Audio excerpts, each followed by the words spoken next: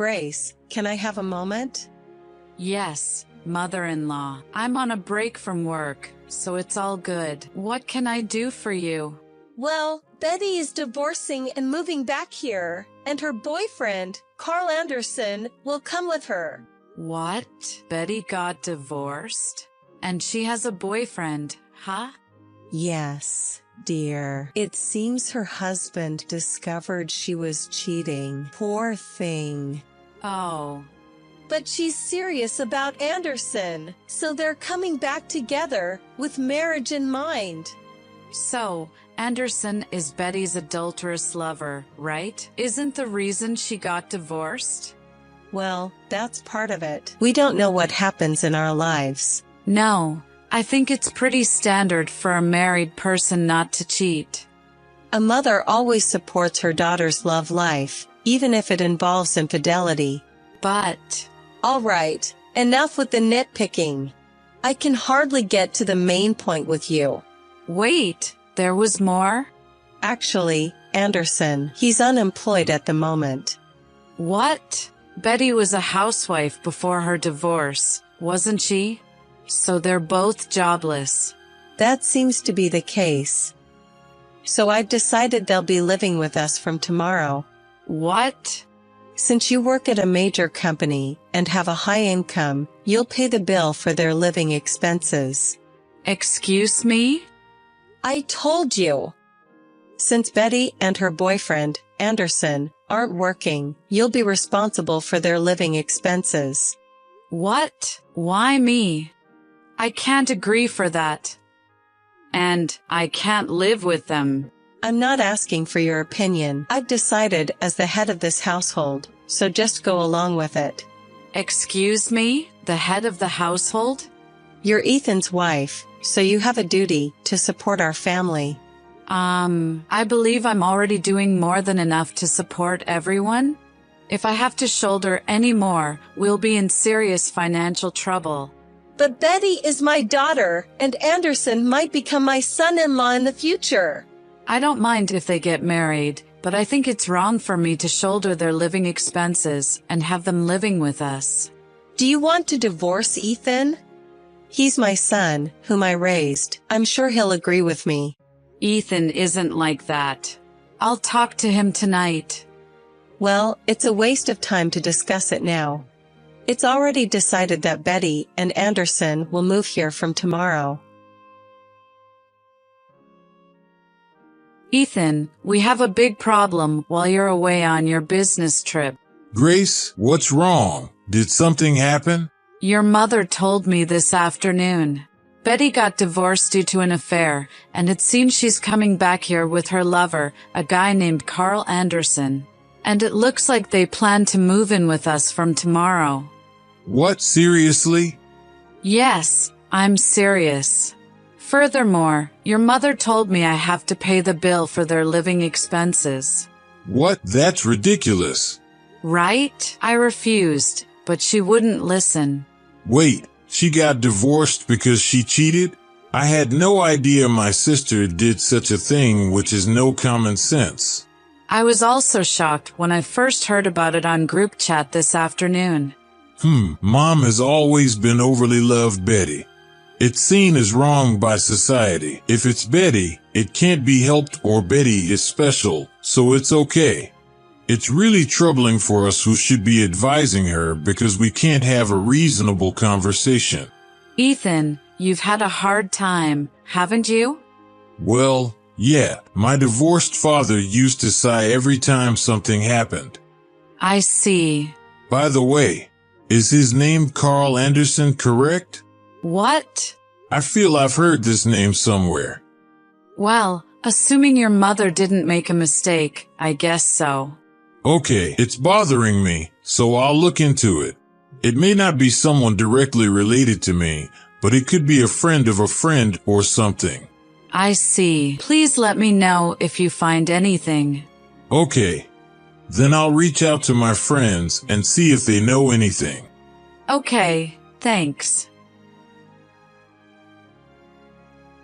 Mother-in-law. Hey, where are you right now? You're so noisy. I'm out having dinner with my friends right now. What's up? About Betty and her boyfriend, Anderson, was it? They arrived in the afternoon. Have you met them yet? Met them. They're, for some reason, canoodling in my room. And their luggage is taking up my entire room. And all of my stuff. It's all tossed out in the yard. What's going on? I gave your room to them. That's why all your stuff is out in the yard. Isn't that way out of line? It's your fault for refusing to pay for their living expenses. What? If you won't agree to cover their expenses, you're the one who'll have to leave. I have no intention of agreeing for that no matter what you say. I don't agree to Betty and her boyfriend living with us, and I certainly won't pay for their living expenses. Then I'll put your belongings in the yard. They'll get wet if it rains. Speaking of which, wasn't rain forecast for tonight? Why are you acting so superior? Aren't you forgetting your position in this house? I think you're the one forgetting your position, Grace. As the daughter-in-law, you don't have the right to oppose us, the family into which you married. Rights, huh? Well, if you declare you'll pay for Betty and her boyfriend's living expenses, you're welcome to live in the garden shed. For you, who have no parents or siblings, no place to go back to, it's better than being thrown out of this house. Make your choice: either listen to what I say or leave my house. Ethan, are you on your way back now? Yeah, I'm in the bullet train. How are you going? If everything went as planned, Betty and Anderson would be at my parents' house from yesterday, right? Yes. And they've taken over my room. Wait, they took over your room? When I came home from work, all of my stuff was spectacularly tossed out into the yard. When I complained to my mother-in-law, she said she would let me keep my stuff in the garden shed if I agreed to pay Betty's living expenses. If you reject, I should leave. What? I want to ask my mother whether she's crazy. I'm really sorry for such a troublesome mother. It's not your fault, Ethan. Speaking of which, where were you last night? You surely didn't spend the night in the shed, did you? No, I stayed at a business hotel as expected. I rented a pickup truck and stored the stuff that was tossed out into the yard in a rented storage unit. I see, got it. I'm sorry I didn't contact you sooner. I was so tired from moving the stuff that I just fell asleep. No problem. By the way, where's the hotel you stayed in? About a 6-minute walk from Station A. Can we meet at the south exit of Station A? I found out who Carl Anderson really is, and I want to report it to you. Really? After I get off the bullet train, I have to go back to work, but after I give my business trip report, I can leave for the day.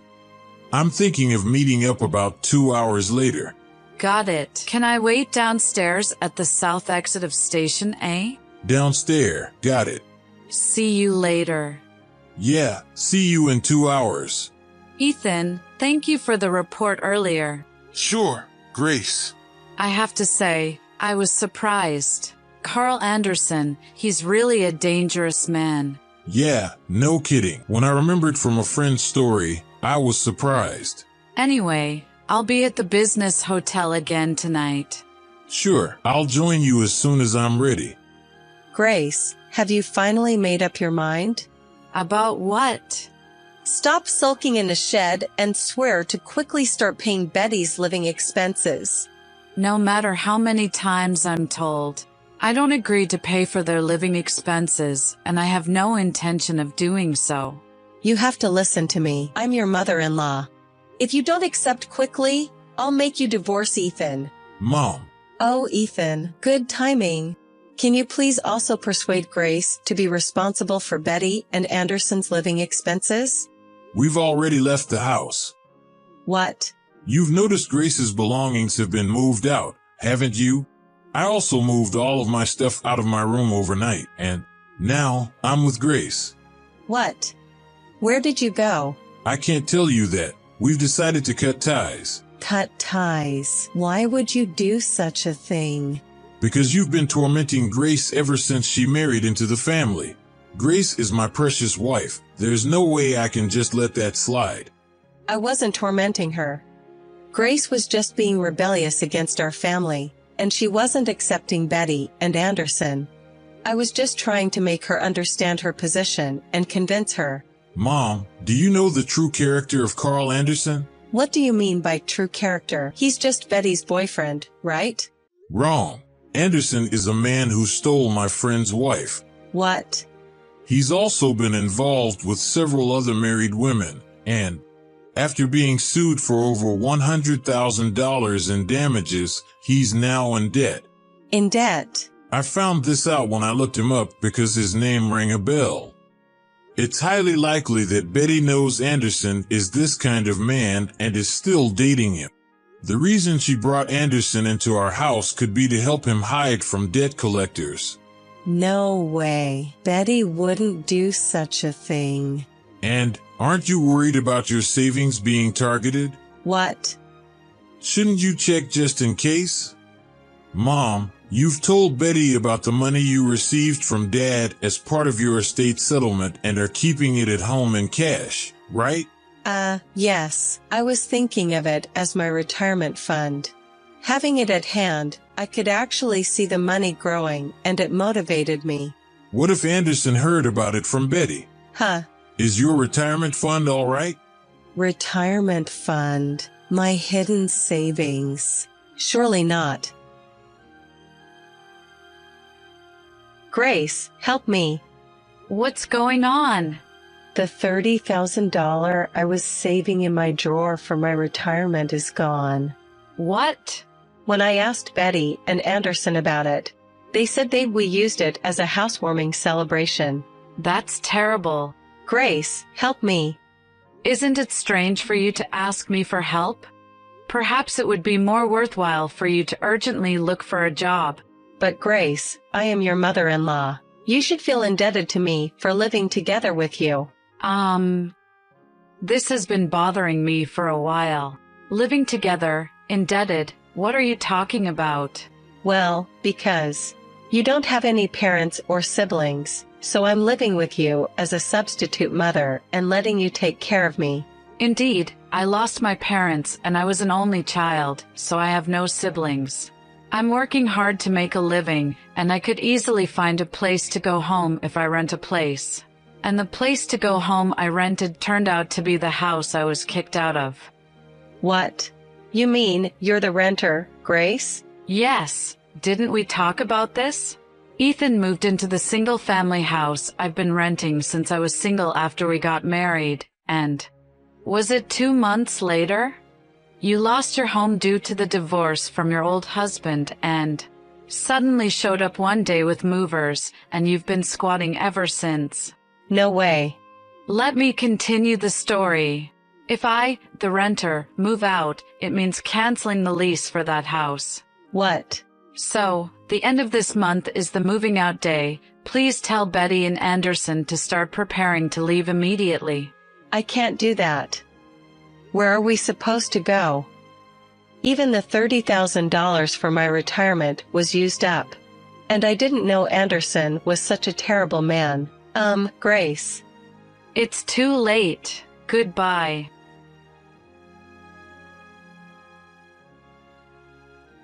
Grace. First, it is about Carl Anderson. After revealing his deeds to the Ethan's friend, whom he had stolen his wife, notifications were quickly spread to all involved parties. The next day, he, and strangely enough, Betty too, were taken somewhere in a black van. As the debt payments seem to be paying on schedule every month, it looks like things have turned out all right on that front. On the other hand, my mother-in-law. She has lost both her home and her breadwinner, and she finally acknowledged her dire situation.